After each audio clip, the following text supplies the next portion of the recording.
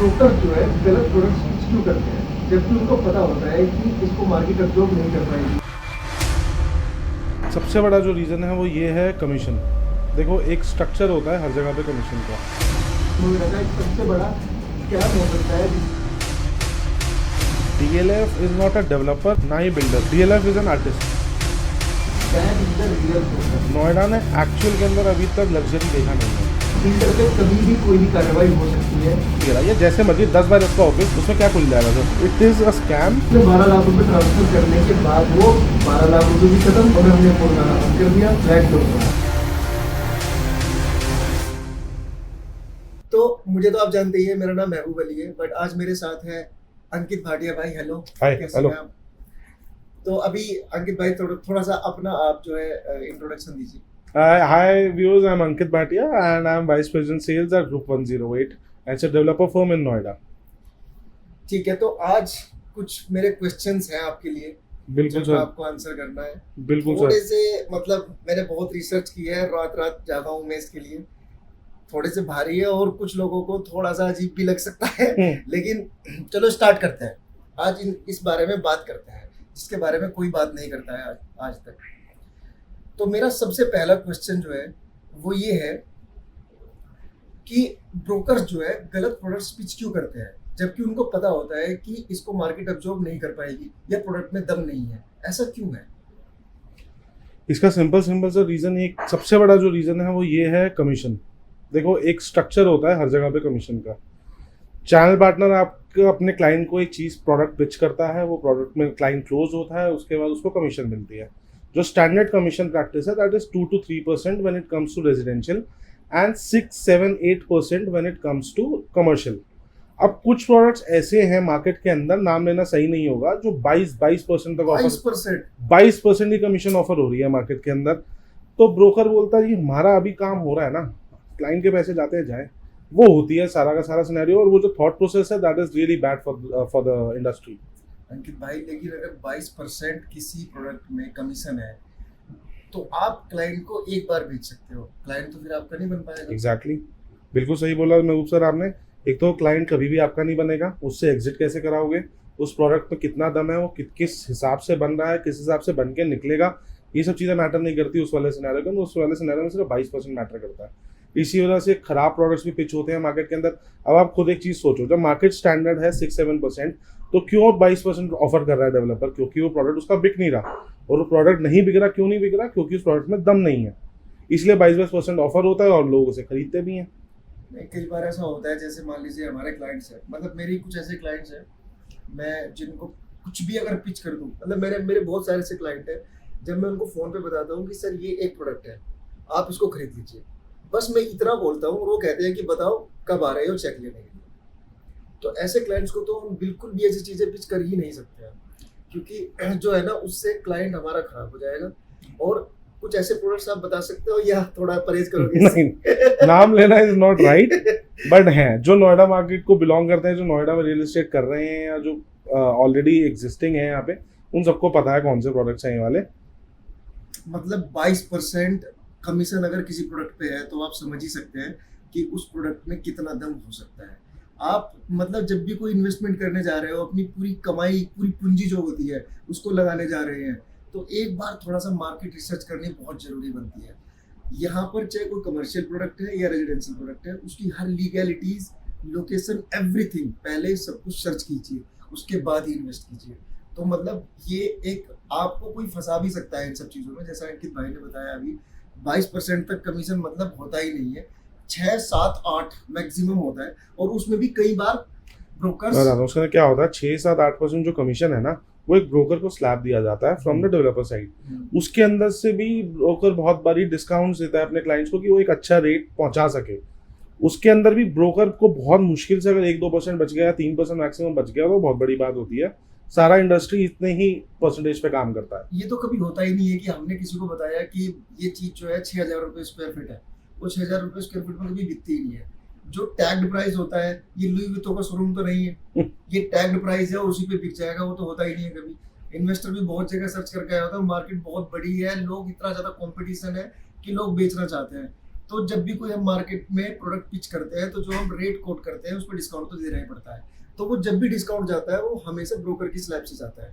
वो जो 6-7-8% होता है वो बाद में 3-4% ही रह जाता है। और कुछ स्टैंडर्ड प्रोडक्ट होते हैं, जैसे कि अभी शोभा का एक प्रोडक्ट आया था, उसमें 2% 2.5% ही मिलता है, जिसमें भी लोग 1% 1.5% तक अपने इन्वेस्टर्स को ऑफर कर देते हैं। तो ये एक सिनेरियो है। अच्छा, सेकंड क्वेश्चन पे आते हैं।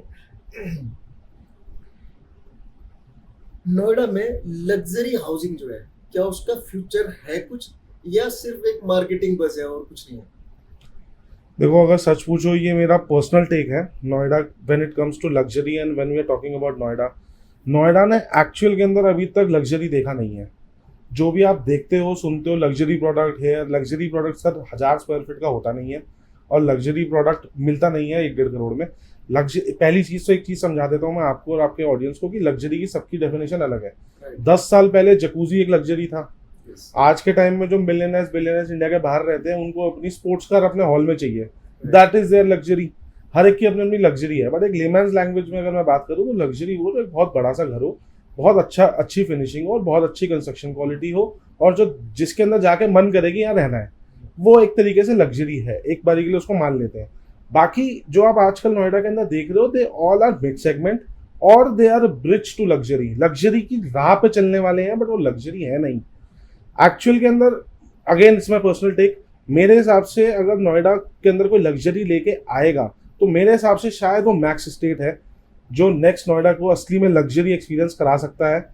कि और थोड़ा बहुत मेरे को उम्मीद M3M से है।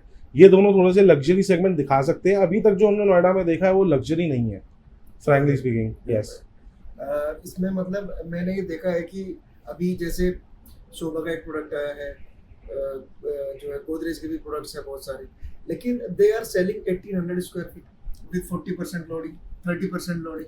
सो what customers are getting only 1000-1200 square feet area, जिसको वो लोग अल्ट्रा लग्जरी कह के बेच रहे हैं। तो मुझे नहीं लगता कि वो अल्ट्रा लग्जरी वाला सेगमेंट अभी आया है। और अगर हम नोएडा में बात करें कि लग्जरी अगर आती है तो क्या टिकट प्राइस तक जा सकते हैं, और मतलब कितना साइज जो है आप समझते हैं कि जो है नोएडा में बिक सकता है इस समय, कितने स्क्वायर फीट का साइज इस समय जो है आपको लगता है कि बायर्स बाय कर सकता है? देखो, अगर लग्जरी के पॉइंट ऑफ व्यू से बोलें तो मेरी समझ में कम से कम लग्जरी होना चाहिए 3500 स्क्वायर फीट के आसपास, 3 से 3500 square feet. And starting price अगर उसका 25,000 के आसपास है तो मेरे हिसाब से नोएडा के अंदर वो अफोर्ड करने वाले बहुत सारे लोग हैं। बहुत HNI क्लाइंट्स हैं जो नोएडा की तरफ शिफ्ट कर रहे हैं, तो ये आराम से इजीली अफोर्डेबल है आज के टाइम में। लेकिन लग्जरी की, again I am telling you, luxury की कोई लिमिट नहीं है और लग्जरी को डिफाइन नहीं कर सकते आप। अच्छा, ऐसे कोई 2-3 प्रोडक्ट बताएंगे आप जो आपके दिमाग में हो, आने वाले हो या अभी मार्केट में है? मेरे नज़र में अभी फिलहाल मैक्स स्टेट सेक्टर 128 है, जिससे मेरे को बहुत उम्मीदें हैं पर्सनली। उसके अलावा मेरे को थोड़ी सी उम्मीदें M3M और ट्रम्प भी सुनने में आ रहा है कि आने वाला है नोएडा में, मेरे को उनसे उम्मीदें हैं। बाकी सारे जो प्रोडक्ट्स हैं they all are bridge to luxury. और अच्छा, एक और प्रोडक्ट है टेस्नेक Westminster, what do you think about it? I think it is going to be good. मैंने इतनी ज़्यादा स्टडी उस पर नहीं करी है, बट ठीक हो सकता है। ठीक है, तो अब हम आते हैं अपने तीसरे क्वेश्चन पे, जो कि थोड़ा सा नोएडा के बारे में हिलाने वाला है। नोएडा की अब तक की सबसे बड़ी स्कैम स्टोरी क्या है रियल एस्टेट की? जो रिसेंटली मेरे को पता है एक, वो मेरे हिसाब से सेक्टर 150 है। वहाँ पे बहुत, मतलब अर्ली 2000s की अगर बात करूँ तो वहाँ 9,000 करोड़ रुपीस स्पोर्ट्स सिटी के लिए पास किया था गवर्नमेंट ने, बट वहाँ सिर्फ आज फ्लैट्स ही खड़े हैं, 20% भी अचीव नहीं कर पाए हैं। एंड अब वहाँ पे बहुत सारे फ्लैट्स की रजिस्ट्री नहीं हो रही है। All the authorities of the country are into it, they are search कर रहे हैं कि क्या मैटर है क्या मैटर नहीं है। बट मेरी नज़र के अंदर वो एक स्कैम है जो बहुत बड़ा हुआ था। यहाँ पे पास किसी और चीज़ के लिए हुआ, वहाँ बन कुछ और गया और बनने के बाद बिक भी गया और लोग रह भी रहे हैं। तो इससे बड़ा या तो बनते बनते रुक जाए या शुरू में रेक्टिफाई हो जाए प्रॉब्लम, बट वो सालों से चला आ रहा है। और अब जाके हाईकोर्ट ने इंटरवीन करा है और CBI इंटरवीन कर रही है और बहुत सारे डिपार्टमेंट्स और आई थिंक यस। सेक्टर 150 जो होता है ये एक स्पोर्ट सेक्टर की तरह डेवलप होना था, जिसमें बहुत सारी फैसिलिटीज आनी थी, गोल्फ कोर्सेज आने थे, स्टेडियम्स आने थे, मतलब स्पोर्ट फैसिलिटीज बहुत सारी आनी थी। तो इसमें एक बहुत बड़ा स्कैम हुआ। बहुत सारी जो लैंड थी वो ऐसे अलॉट कर दी गई जिनका कुछ अता नहीं था, पता नहीं था, और उससे जो है सफर किनको करना पड़ रहा है आज की डेट में? एंड यूजर को। एंड यूजर ने अपना पैसा इन्वेस्ट किया, पूरी अपनी जिंदगी की कमाई इन्वेस्ट की, और आज की डेट में भी 2025 में हम बैठे हुए हैं, बहुत दिन हो गए, सारे फ्लैट बनकर रेडी हो गए, पर रजिस्ट्री आज भी नहीं है। तो वहाँ पे कहीं ना कहीं जो आज की डेट में सेक्टर 150 के कंज्यूमर्स हैं वो सफ़र कर रहे हैं इस चीज़ को, और जो कि नोएडा का एक सबसे बड़ा स्कैम हो सकता है, जिसमें मतलब ये पता नहीं बोलना ठीक भी होगा या नहीं। Coming to the next question, 2025 में अंडर कंस्ट्रक्शन प्रोजेक्ट लेना सेफ है नोएडा में, या फिर रेडी टू मूव नहीं देखना चाहिए? जिसको घर लेना है और रहना है वो तो रेडी टू मूवी नहीं लेगा। जिसके अंदर पेशेंस नहीं है और जो एक स्टेबल चीज देख रहा है अपने सामने, हाँ ये बनी हुई है, जो दिख रहा है वही मिल रहा है, वो तो रेडी टू मूवी में जाएगा। उसमें तो कोई हम इस पर कोई बहस ही नहीं है। लेकिन अगर दूसरा पहलू देखूं आपके क्वेश्चन का कि लेना सेफ है अंडर कंस्ट्रक्शन, बिल्कुल सेफ है। क्यों सेफ नहीं है? आप ट्रैक रिकॉर्ड चेक करो डेवलपर का, पेपर्स चेक करो, रेरा की वेबसाइट पे जाओ। आधे से ज़्यादा तो इन्वेस्टर्स जो एंड यूजर्स होते हैं, कभी उन्होंने रेरा की वेबसाइट ही नहीं देखी है। रेरा की वेबसाइट पे जाके रेरा नंबर डालो, उसका चेक करोगे, सारी चीज़ें जो हमें समझाई गई हैं वो सब रेरा की वेबसाइट पे अवेलेबल है या नहीं है। आप अपनी तरफ से काम पूरा करके चलो। कोई ऐसा नहीं है कि डेवलपर प्रोडक्ट डिलीवर नहीं करता। हाँ, 6-8 महीने ऊपर नीचे डिले हो सकता है, बट ऐसा कुछ नहीं होता कि it is not safe. Under construction property बनने के बाद हमेशा अप्रिसिएशन देखी जाती है। नहीं, ये बात तो सही है, ये बात बिल्कुल सही है।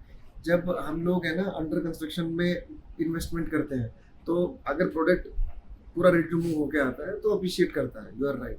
और रही बात इसकी, तो आजकल अथॉरिटी ने भी बहुत सारे मेजर्स लिए हैं। अगर मान लीजिए हम कोई लैंड अलॉट कर रही है आज की डेट में अथॉरिटी, तो वो पहले ही देख लेती है कि बिल्डर काम कर पाएगा या नहीं। Yes, yes. वो भी एक फैक्टर हो सकता है। चलिए नेक्स्ट क्वेश्चन पे आते हैं। ब्रोकर्स कैसे ट्रैप करते हैं क्लाइंट को लोकेबल वर्सेस अनलोकेबल स्पेसेस में? सर देखो, अगर किसी ने अनलॉकेबल ले रखा है तो please don't mind me saying that unlockable offices या ये प्रोडक्ट जो भी हैं, दीज ऑल आर स्कैम्स। इसमें कोई फायदा नहीं होता कि आज इतने पैसे दे दो पर महीना इतना चालू, पहले दिन से कैसे दे दोगे जब वो अंदर है ही नहीं। एश्योर्ड रिटर्न जिसको बोलते हैं, अब एश्योर्ड रिटर्न है, जैसे एश्योर्ड रेंटल तो चलो लॉकेबल में भी होता है, बट स्टिल एश्योर्ड जो चीज बिकी ने इसका एश्योर्ड रेंटल अगर आपको मिल रहा है तो दैट मीन्स आपने स्कीम खरीदी है, प्रॉपर्टी नहीं खरीदी। लीज गारंटी मिल रही है, 150 स्क्वायर फीट के ऑफिस है। मैं आपको एक सिनेरियो देता हूँ, आपने 200 स्क्वायर फीट का एक ऑफिस लिया जो लीज गारंटी के साथ मिला है आपको, जिसके अंदर आपको XYZ आपको एक लीज मिलेगी। लेट्स से अगर वो ऑफिस नहीं चढ़ता तो डेवलपर ने आपको बोला नहीं चढ़ा तो कोई बात नहीं, आपके लिए लॉकेबल कर देंगे। उस समय 200 स्क्वायर फीट आपने लिया है, वो उसके बाद लॉकेबल हो जाएगा। 50% की उसमें लोडिंग हटा दो, बचा 100 स्क्वायर फीट। 5x20 के ऑफिस में किसको रखोगे आप? क्या खुलेगा 5x20 के ऑफिस में? 5 फीट की चौड़ाई और 20 फुट की गहराई, या जैसे मर्जी 10x10 का ऑफिस, उसमें क्या खुल जाएगा सर? तो ये इट इज अ स्कैम। जब भी अगर आप कोई प्रोडक्ट लेने जा रहे हो, always and always take a lockable product. आप प्लॉट लेने जाते हो, आपको उसमें कोई लीज गारंटीज मिलती है? नहीं मिलती। आप कोई रेजिडेंशियल लेने जाते हो, आपको उसमें लीज गारंटीज मिलती है? नहीं मिलती। That is a form of hardcore pure real estate. तो प्योर रियल एस्टेट अगर आपको खरीदना है, आपको रियल एस्टेट में पैसा इन्वेस्ट करना है, तो आपको लॉकेबल में ही करना पड़ेगा। अच्छा, एक चीज और भी है, मैं जहां तक मैं समझता हूँ अनलॉकेबल स्पेसेस में लोन भी नहीं हो सकता।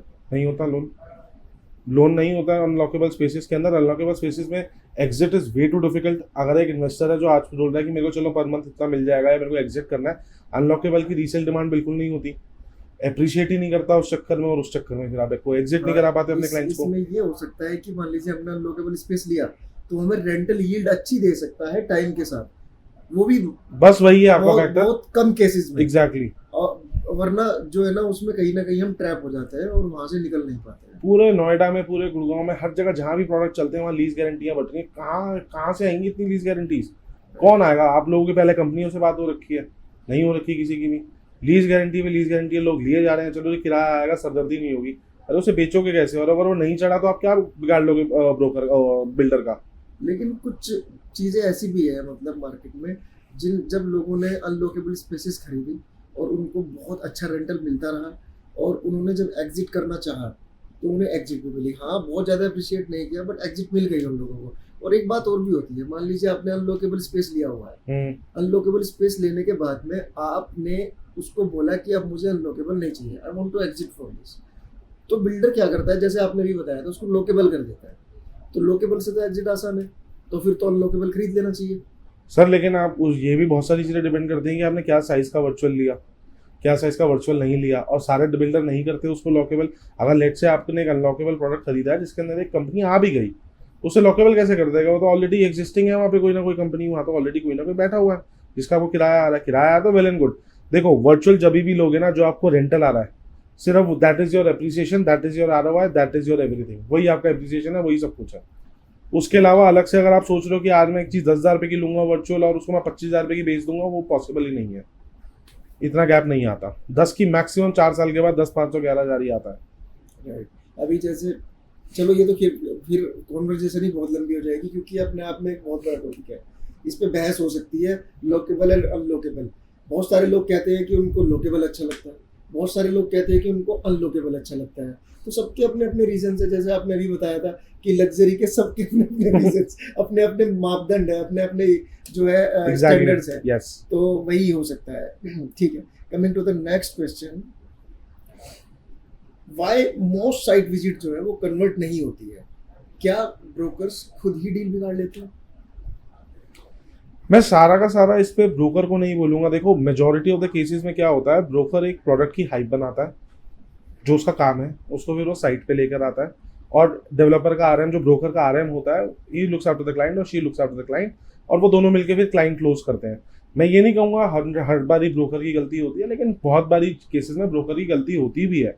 और पर्सन नीड सम टाइम। उसने बोला 2 दिन सोच के बताता हूँ, और तुम 2 दिन में अगर तुम उसको 20 फोन कर दोगे तो तीसरे दिन तो मना ही करेगा ना, भाई मेरे को नहीं लेना तेरे से। बहुत सारे केसेस ऐसे हैं। अब उसके बाद बहुत सारे ऐसे होते हैं केसेस की ब्रोकर कहता है नहीं जी मैं तो पूरे 22% ही कमाना है, जैसे हमने पहले डिस्कस करा, मैं तो पूरे ही कमाऊंगा, मैं डिस्काउंट नहीं दूंगा। वहां पे भी बहुत कई बार केसेस खराब हो जाते हैं। बहुत सारी जगहों पे दोनों सबका मिला जुला होता है। आई विल नॉट से कि हर बारी ब्रोकर ही डील खराब करते हैं, लेकिन सबका अपना अपना बहुत सारी अलग अलग सिनेरियोज होते हैं, बहुत सारी अलग अलग कंडीशंस होती हैं। ब्रोकर अगर दम लगा के उस क्लाइंट को लेके आ रहा है, तो ब्रोकर में इतना भी दम होता है कि उसे क्लोज कर दे। तो ब्रोकर हर बार ही नहीं होता एट फॉल्ट, ऐसी ये बात बोलना इज नॉट राइट। कई बार कस्टमर भी ज्यादा दिमाग लगा लेता है, ये आपने नहीं बोला। कई बार कस्टमर भी बहुत ज्यादा दिमाग लगा लेता है, जिसकी वजह से जो है चीजें जिस दिशा में हम ले जाना चाहते हैं उस दिशा में नहीं जाती है। ठीक है, क्या अश्योर्ड रिटर्न स्कीम अब भी वैलिड है या सिर्फ सोफिस्टिकेटेड स्कैम है? मैंने आपको पहले बताया कि अश्योर्ड रिटर्न जेन्युइन के अंदर ये स्कैम है। एक चीज का इन्फ्लेटेड प्राइस है, वही पैसा मैं आपसे फालतू ले रहा हूँ और उन्हीं ही टुकड़ों में आपको हर महीने वापस दे रहा हूँ। तो ये क्या है? आपको अभी पैसे आपने मेरे को फालतू दे दिए और वही आप किस्तों में वापस ले जा रहे हो। This is a short return basically. And ये तो आजकल ये भी हो रहा है ना कि बिल्डर्स ने आजकल क्या किया है, शॉर्ट रिटर्न देना बंद कर दिया है। Of course they do NPV, एक टर्म यूज करते हैं लोग, एनपीवी, नेट प्रेजेंट वैल्यू। वो क्या करते हैं कि जो भी आपका शॉर्ट रिटर्न बनेगा 3 साल तक, उसको अभी लेस करके आपको दे देंगे। तो मतलब वो हर महीने वाली टेंशन बिल्डर भी नहीं लेना चाहता है आज की डेट में। तो जो है ना वो एनपीवी कर देता है और आपको हर महीने वो अश्योर्ड रिटर्न नहीं देगा। अब अधिकतर ऐसा नहीं चल रहा है, कुछ रेयर केसेस है जिनमें ऐसा चल रहा है, बट जो है अब अश्योर्ड रिटर्न में वही जैसे आपने बताया, आपका पैसा लेके आपको ही दे रहे हैं किस्तों। तो वही चीज है। ठीक है, अच्छा ठीक है, आगे बढ़ते हैं। क्या ब्रोकर्स का काम सिर्फ सेल करना होता है या उन्हें बायर की फाइनेंशियल सेफ्टी के लिए भी सोचना चाहिए? ये बाउंड्री कहाँ ब्लर होती है? सर देखो, एक अगर ब्रोकर है, ब्रोकर की रिस्पॉन्सिबिलिटी है वो क्लाइंट। बहुत बारी ब्रोकर कहते हैं नहीं जी मेरे हाथ का क्लाइंट है, मैं देख लूंगा, मेरे हाथ का क्लाइंट है। देखो क्लाइंट आपके हाथ का तब तक नहीं है जब तक कि आपने उसको पैसे कमवा के किसी चीज से एग्जिट ना कराया हो। आपने उसको एक अच्छी डील दिलवा दी, मान लिया उसने आपको बोला कि मेरे को इस प्रोडक्ट से एग्जिट करना है after 2 years down the line या 3 साल बाद, अगर आपने उसको एग्जिट कराया विद प्रॉफिट, तभी वो क्लाइंट आपका होता है, नहीं तो नहीं होता कभी भी। पहली चीज। दूसरी चीज, ब्रोकर बहुत बारी ऐसा होता है कि क्लाइंट को सही राय भी देते हैं, और बहुत सारे जैसे लेट्स से क्लाइंट आया जिसने बोला कि 1.5 करोड़ का बजट है तो कुछ दिला दो, ब्रोकर उसको स्ट्रेच करता रहेंगे, 2.5 करोड़ तक लेके जाओ, लोन ले लेंगे, ये कर लेंगे, बाद में देने हैं, 3 साल बाद देने हैं, 2 साल बाद देने हैं। आदमी की सारी फाइनेंशियल स्थिति खराब कर देते हैं। हो सकता है 2 साल बाद उसको लोन ना मिले, वो 1 करोड़ रुपए का कर्जा और वो 1.5 करोड़ रुपए जो उसने पहले दे रखे हैं वो भी फंस जाते हैं। तो इस और कुछ ब्रोकर ऐसे भी होते हैं कि जिसने 1.5 करोड़ का बजट दिया, लेकिन ब्रोकर को पता है this product is good for his client, तो वो उसको 1.5 करोड़ की बजाय 1.25 करोड़ की ही चीज दिला दे, 25 लाख उसके बचवा भी देता है। ऐसे भी बहुत सारे ब्रोकर्स हैं मार्केट में, ऐसी बात नहीं है। तो ब्रोकर्स को मतलब एक जेन्युइन कंसल्टेंट की तरह काम करना चाहिए। ऑफ कोर्स, आपको मैं एक बहुत छोटा सा स्टैट देता हूँ। 2024 के अंदर ऑल ओवर इंडिया जितनी भी रियल एस्टेट डील्स हुई हैं उसमें 87% ब्रोकर्स के थ्रू हुई है। Brokers play a very vital role in real estate dealings in India. जो ब्रोकर अच्छी सर्विस दे रहा है, जो ब्रोकर आपको अच्छी डील दिला के दे रहा है, ब्रोकर का काम नहीं होता वहां जाके बैठ जाना और सिर्फ सुनना। ब्रोकर का काम है अपने क्लाइंट को एक अच्छी सी डील दिलाना। जो वो दिला रहा है वो तो उससे ही लेंगे। आफ्टर सेल सर्विस कौन देखेगा? एग्जिट कौन कराएगा? ब्रोकर ही कराएगा। सही बात है। जब जब क्लाइंट आता है, क्लाइंट की साइड में बैठ के क्लाइंट की साइड से बोलना बिल्डर के सामने, that is the real broker. Yes, जो अपने क्लाइंट की साइड से बोल रहा है और ब्रोकर से बिल्डर से नेगोशिएट कर रहा है ब्रोकर बनकर अपने क्लाइंट के लिए, दैट इज रियल ब्रोकर। तो जो अपने क्लाइंट के बारे में सोचता है, अपने क्लाइंट का प्रॉफिट कराना चाहता है, उसके बजट में चीज फिट करना चाहता है, परफेक्ट चीज उसको दिलाना चाहता है जो वो सोच के बैठा हुआ है, that is the perfect broker. ये कह सकते हैं। डीएलएफ के बारे में आपकी क्या राय है? सर मेरी नज़र के अंदर DLF is not a developer, ना ही builder. DLF is an artist. बहुत पहले डीएलएफ ने पेंट ब्रश उठाया था अपना और उसने साइबर बना के पेंट करके दिया था। फिर उसने फिर से अपना पेंट ब्रश उठाया और उसने कमेलियस बना के दिया। अब वो फिर से एक नया प्रोजेक्ट लेके आया by the name of I think Privana, वो लेके आया, वो कर रहे हैं। तो मैं डीएलएफ को तो किसी बिल्डर की कैटेगरी में गिनता नहीं हूँ, ना डेवलपर की कैटेगरी में गिनता हूँ। बिल्डर एक डीएलएफ एक अलग ही लीग पे है। डीएलएफ के बारे में जो कहा जाए वो कम है। आर्टिस्ट। ओके। तो इस समय इन्वेस्टमेंट के लिए फिर किधर जाना चाहिए? मतलब डीएलएफ के कॉन्सेप्ट में, कॉन्टेक्स्ट में पूछ रहे हो, डीएलएफ या दूसरे बिल्डर्स? देखो, अगर तो आप एंट्री कर सकते हो ठीक ठाक पैसों के साथ और आपके अंदर थोड़े से पेशेंस भी हैं और एक आपकी एंट्री जो लेवल है वो अच्छा है, तो डीएलएफ एनी डे, कोई दिक्कत ही नहीं है। डीएलएफ से एग्जिट भी आसान है, डीएलएफ की ब्रांड वैल्यू भी है, सब कुछ अच्छा है। अब हर एक के पास डीएलएफ के अंदर एंट्री करने के पैसे नहीं होते, बजट नहीं होता, तो एक रिनाउंड लोकल बिल्डर भी चलता है। अब नोएडा के अंदर रीजनल डेवलपर्स बहुत सारे हैं जो बहुत अच्छा काम कर रहे हैं। नेम 3 मत करो यार, बहुत सारे बाकी नाराज हो जाएंगे, ऐसे मत करो। नेम मत करो। I can name only one. One FNG, group 108। Group 108। Yes, ठीक है।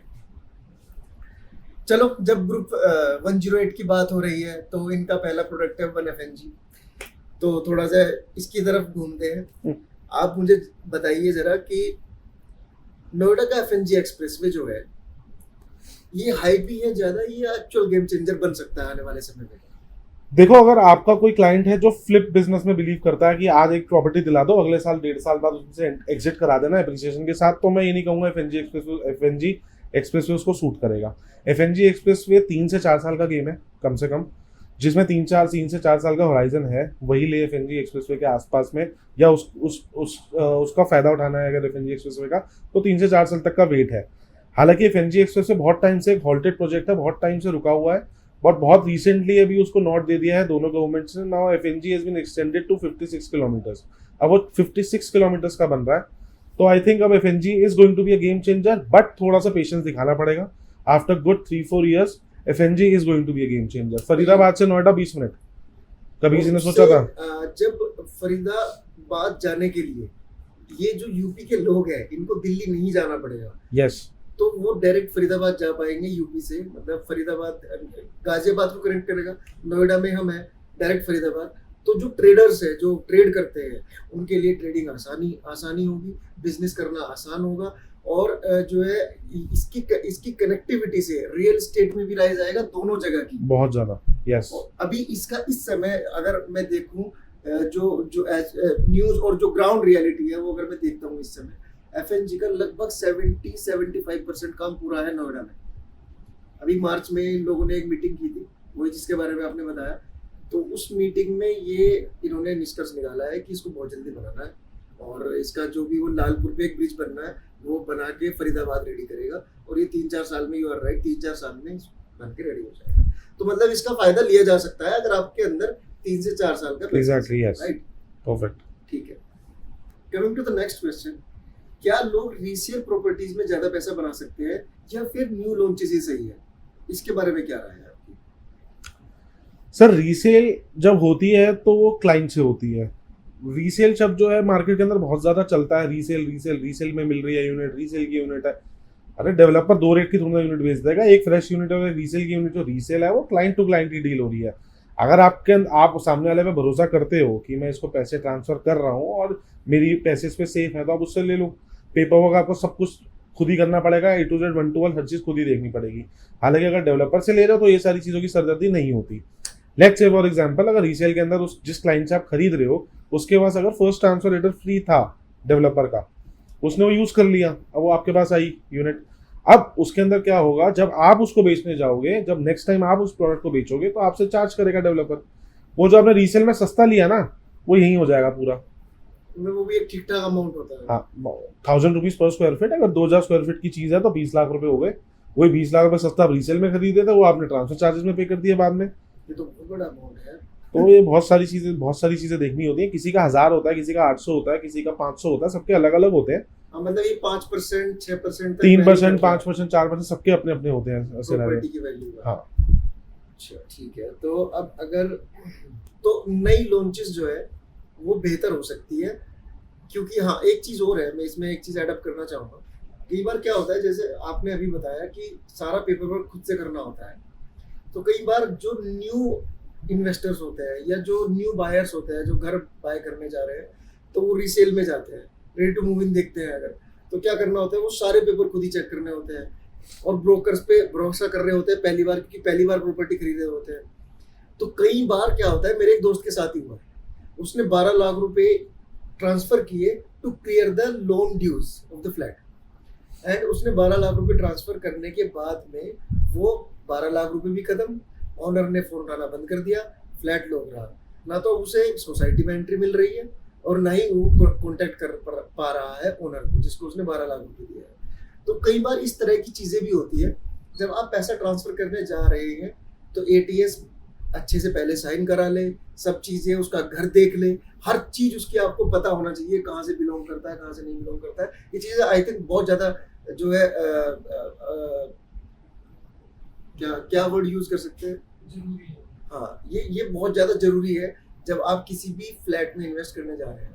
ये मैं मेरा एक पॉइंट ऐड कर देता हूँ।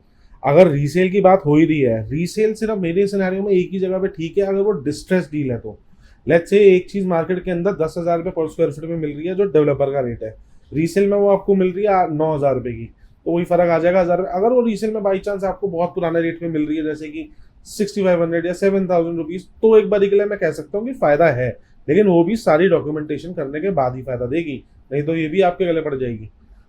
या फिर लोकेशन बहुत अच्छी है, हाँ, फ्लोर बहुत अच्छा है, एग्जैक्टली, व्यू बहुत अच्छा है, फिर रेट भी सस्ता है, तो चीज कहीं ना कहीं वो फिर रीसेल में अच्छी चीज भी हो सकती है। वरना न्यू लॉन्चेस में आपको कुछ चेक ही नहीं करना है सिवाय बिल्डर के बैकग्राउंड या ट्रैक रिकॉर्ड के। आते हैं नेक्स्ट क्वेश्चन पे। प्री लॉन्च ऑफर्स जब आते हैं तो प्री लॉन्च ऑफर्स में कौन से बहुत सारे हिडन चार्जेस होते हैं जो पहले तो डिस्काउंट बता देते हैं बिल्डर्स, और फिर जब क्लाइंट बुक कर देता है किसी भी प्रॉपर्टी को उसके बाद वो हिडन चार्जेस आते हैं और जो शॉक कर देते हैं और सरप्राइज कर देते हैं इन्वेस्टर को। देखो बहुत सारी जगहों के अंदर ना जो भी हम रेट की बात करते हैं वो BSP भी होती है, बेसिक सेलिंग प्राइस पे, उसके बाद कुछ अदर चार्जेस जुड़ते हैं जो पोजीशन पे आते हैं, PLCs, आपके fire fighting charges, IFMS, lease rent, बहुत सारी चीज़ें बाद में आती हैं। जो डेवलपर आपको एक साथ में बता रहा है, अगर एक कॉस्टिंग दे रहा है किसी चीज़ की और उसमें सब चीज़ें मेंशन्ड है तो it's a good to go thing. लेकिन आपसे सिर्फ BSP पे ही डील हो रही है और आप उससे पूछ लो, या तो उससे पूछ लो कि अदर चार्जेस क्या है BSP के बाद और क्या देना है, इसके अलावा कुछ और तो नहीं देना। अगर उसके बाद भी वो आपको हिडन चार्जेस लग रहे हैं और आपके साथ हो रहा है तो दैट इज एब्सोल्युटली रॉन्ग। बहुत सारी प्रैक्टिसेस ऐसी भी हुई हैं, लेकिन मेरी नज़र के अंदर आज के टाइम में 80 से 90% जगह पे अगर आप जाते हो तो पूरी ट्रांसपेरेंसी के साथ आपको एक एक चीज़ दिखाई जाती है, ये आपने पोजीशन पे देना है, ये मिड स्ट्रक्चर पे देना है, ये आज आपने आज देना है, या ये सुपर स्ट्रक्चर पे देना है, वो बेटर है। ये एक केस याद आ रहा है मुझे, ग्रेटर नोएडा में अल्फा 2 में एक प्रोडक्ट आया, स्टूडियो अपार्टमेंट, बिल्डर का नाम नहीं लूंगा अभी ठीक है। तो उसमें क्या था, BSP 5,000 रुपये था, 5,000 रुपये पर स्क्वायर फीट। सो लोगों को लगा कि ये बड़ा सस्ता है, मेरे बहुत सारी क्वेरीज आई, मुझे फोन आते थे कि एक स्टूडियो अपार्टमेंट आया 5,000 रुपये स्क्वायर फीट में नया और फलानी जगह कमर्शियल बेल्ट पे, लोकेशन अच्छी है, ग्रेटर नोएडा की सबसे हॉट लोकेशन है कमर्शियल बेल्ट। मैंने कहा हाँ जी आया है, 5,000 रुपये पर स्क्वायर फीट में आया, मैंने कहा हाँ जी आया है, लेकिन उनको फिर नहीं पता थे उसके हिडन चार्जेस या अदर चार्जेस। अदर चार्जेस उसके आपको पता है क्या थे, 3,500 से 4,000 रुपये पर स्क्वायर फीट। इतना नहीं देगा, मैंने 3,500-4,000 रुपये के अदर चार्जेस है। तो उसमें है ना कहीं बिल्डर जो है आपको कहीं ना कहीं इस तरीके से ट्रैप कर सकता है। तो आप है ना, जब भी आपको खरीदने जा रहे हैं, जैसे भाई ने बताया, आपको हर एक चीज देखनी है कि हिडन चार्जेस क्या क्या है, अदर चार्जेस क्या क्या है। वो कई बार बहुत ज्यादा हो सकते हैं जो बाद में जाके आपको सरप्राइज कर सकते हैं। एक केस ये है। दूसरा एक केस और होता है, जब आप खरीदने जाते हैं, बीएसपी में बात हो रही होती है और एक कैपेक्स चार्ज लगा देता है बिल्डर, कैपिटल एक्सपेंडिचर की, ये बाद में आएगा, जो कि कम से कम 2000 रुपये पर स्क्वायर फीट होता है। तो जब भी आप खरीदने जा रहे हैं चीजें, तो मतलब जो है, ये जो सरप्राइज करने वाले जो चार्ज होते हैं, इनके बारे में जरूर पूछें। ये कई बार बहुत ज्यादा आपकी पॉकेट को, आपकी जेब को डेंट कर सकते हैं। और अपने ब्रोकर से या अपने डेवलपर के आरएम से एक फाइनल कॉस्ट शीट मेल पे मंगा लो, जिसके ना सारे चार्जेस मेंशन्ड हो, बस उसी के हिसाब से सही है, कोई दिक्कत नहीं है। At least you should have some proof. कुछ बिल्डर्स ऐसे भी होते हैं जहां आपने बुकिंग किया और जहां आपने पैसा दिया, फिर अगर आपको बुकिंग कैंसिल करनी है, बस आप घूमते रहोगे, फिर आपका पैसा वापस नहीं मिलने वाला है। तो मतलब ये केसेस बहुत बार होते हैं। तो मतलब इन सब चीजों से सावधान रहें। चलिए नेक्स्ट क्वेश्चन पे चलते हैं। अंकित भाई, एक बात बताओ, लोग जो है बिना लीगल चेक किए प्रॉपर्टी क्यों खरीद लेते हैं? इसमें कल्प्रिट किसको माना जाएगा? मतलब बायर को माना जाएगा या ब्रोकर को माना जाएगा? मेरे हिसाब से बायर है कल्प्रिट। ये पहले होता क्या है, हर जगह गलत गलत जगह चीजें खरीद लेते हैं। 10 बाय 10 की दुकानें खरीद लेंगे, फिर बोलेंगे दुकानें खाली पड़ी हैं। देख रहे हैं लाइन से 300 दुकानें खाली पड़ी हैं, 301 की जगह खुद खरीद लेंगे। I am interrupting you. जब बिल्डर इतना अच्छा, इतना बड़ा एक्सप्रेस वे पे होर्डिंग लगाएगा और उसमें लिखेगा, हमारे पूर्वज हमें कह के चले गए, घर से पहले दुकान। तो उस समय फिर इन्वेस्टर या जो हमारा भोला बायर होता है, वो क्या करेगा? वो तो दुकान ही खरीदेगा। एग्जैक्टली। लेकिन देखो, मैं ये नहीं कह रहा हूँ कि दुकान लेना गलत चीज है। प्रोडक्ट भी देखना होता है, हर चीज देखनी होती है, लीगैलिटी देखनी होती है। एक प्रोडक्ट 3 लोगों पे ट्रांसफर हो रखा है, आपने उस प्रोडक्ट में ले लिया, एटलीस्ट प्रॉपर्टी लीगैलिटी तो चेक करो। प्रोडक्ट कितना पुराना है, कितना डिलेड है, ऑलरेडी उस पर कुछ लोन तो नहीं है, या उसने सारे पेपर वर्क ओके हैं। रेरा के हिसाब से अगर उसने 3 टावर पास कराए हैं तो 3 ही बना रहा है ना, चौथा टावर दिख रहा है, इसका रेरा कहाँ है वो पूछो। ऐसे सारे सिनेरियोस के अंदर प्लॉट तक पे बात आ जाती है कि प्लॉट कैंसिल कर देगी अथॉरिटी उनका। तो ये सारी चीजें बायर की होती है देखने की। जब तक कि बायर सतर्क नहीं है, तब तक कुछ नहीं हो सकता। उसको कोई भी चूरन खिला देगा और वो चूरन खा लेगा। ये आपने सही बताया। लोग कहते हैं कि अब तो प्लॉट अलॉट हो चुका है, अथॉरिटी ने प्लॉट दे दिया है, पैसे ले लिए, अब तो बिल्डर का है प्लॉट। ऐसा नहीं होता है। इसका एक, अब मैं बिल्डर का भी नाम लूंगा, इसका एक बहुत ही ताजा एग्जांपल है। पिछले साल M3M के दोनों जो लैंड पार्सल थे वो कैंसिल कर दिए गए थे और बड़ी मुश्किल में रिवाइव किए गए हैं। तो ऐसा नहीं है, जब भी आप कोई चीज खरीद रहे हैं तो बिल्डर पे कभी भी कोई भी कार्रवाई हो सकती है। बहुत सारे बिल्डर्स को इसका भुगतान करना पड़ा है और उसमें बहुत बड़े बड़े बिल्डर्स थे जिनके नाम इंडिया में बोलते थे और आज की डेट में वो कुछ भी नहीं है, क्योंकि उन लोगों ने कहीं ना कहीं ब्रीच किया चीजों में। M3M की अगर बात करें, हाँ उनके साथ ही हुआ था, but M3M is a very solid and good company. तो वो ये सब चीजें झेल के वापस भी आ गई। कोई और अगर छोटा मोटा रीजनल डेवलपर होता तो शायद निकल भी ना पाता इस चीज से। yes, तो इसीलिए it is very important for all the buyers in the market कि आपको लीगैलिटी पहले चेक करके रखनी है कि ठीक है ये बिल्डर कितना पुराना है और क्या काम कर चुका है। लीगैलिटी एंड बिल्डर का track record, yes. And builder क्या है बिल्डर के पास, Yes. कर भी पाएगा या नहीं, ये बेसिक है। इसके अलावा प्रोडक्ट समझो, लोकेशन देखो, वो सब अलग है। ये बेसिक है। ये अगर किसी पे नहीं है तो वहां लेना ही नहीं है। कोई भी आपको बिल्डर, एक बहुत मेरा फेवरेट वर्ड है बिल्डर्स का सबका, इन प्रोसेस है जी। इन प्रोसेस है, बस इस वर्ड को देख लेना कौन सा इन प्रोसेस है। वो इन प्रोसेस कभी आज तक हुआ नहीं है। जो भी आपके सामने आज है वही रियल है। बस इस बात को समझ के रखिएगा, जो आज आपके सामने है वही रियल है। अब आते हैं सबसे बढ़िया क्वेश्चन पर अंकित भाई।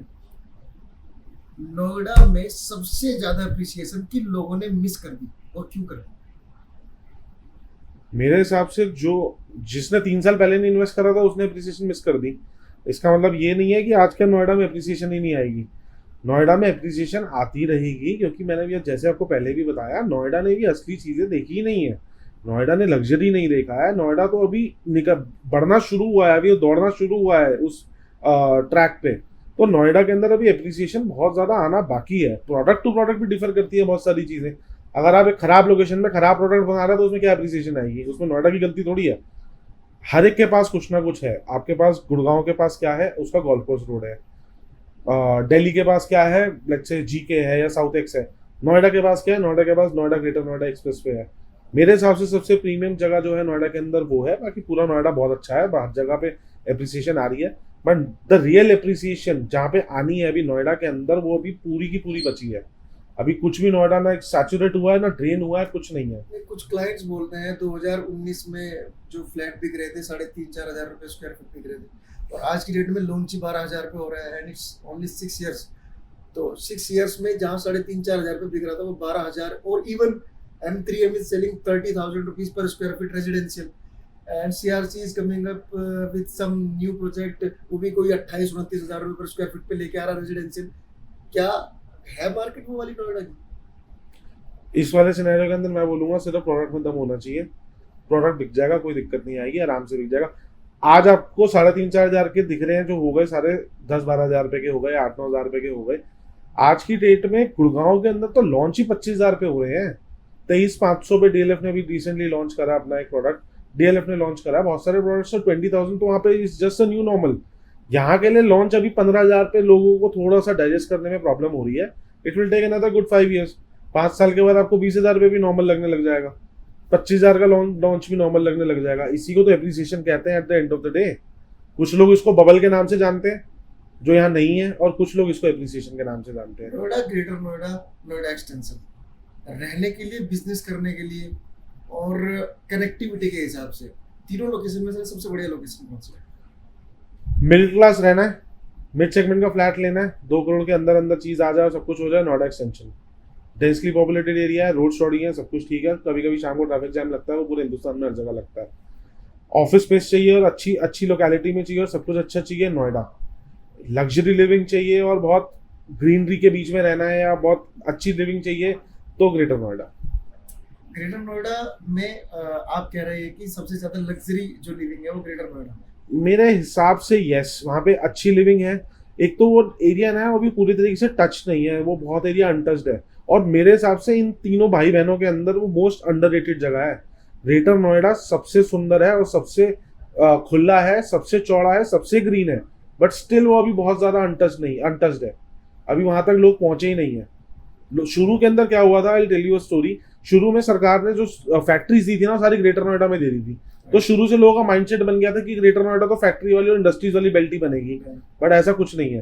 गोल्फ कोर्स के आसपास जाओ, सी कितनी अच्छी लिविंग है वहाँ पे।